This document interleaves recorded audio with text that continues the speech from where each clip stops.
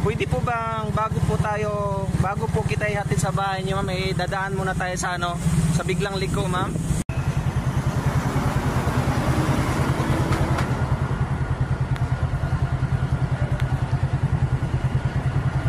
Okay ka na dyan, ma'am? Alis na tayo, ma'am.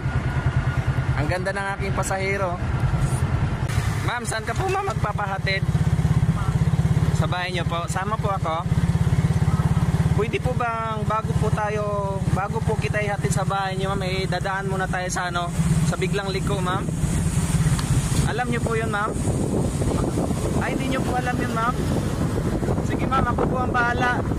Daan muna tayo sa Biglang Liko. Ako po bahala bago po kita ihatid sa bahay niyo. Ha? Wala naman po magagalit, ma'am. Ay, sino po? Ha?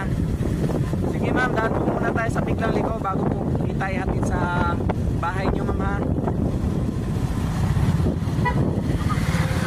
Okay, ma'am.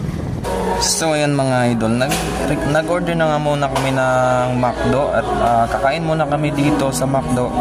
Yan, kasi medyo nagutom ang aking pasahero. Mga idol, nag-order muna ng McDo ang aking pasahero at nagugutom daw muna. So ayan, habang naghintay kami ng aming order.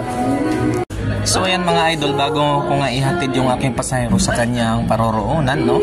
Kumain muna kami dito sa McDo at alam nyo na kung saan ang susunod na ito. Yung sinabi ko sa kanya na pupunta kami sa Biglang Liko muna. So sa mga taga dito sa Parañaque, no? Nandito kami sa lugar na ito. Alam nyo na siguro itong lugar do kung saan ito banda.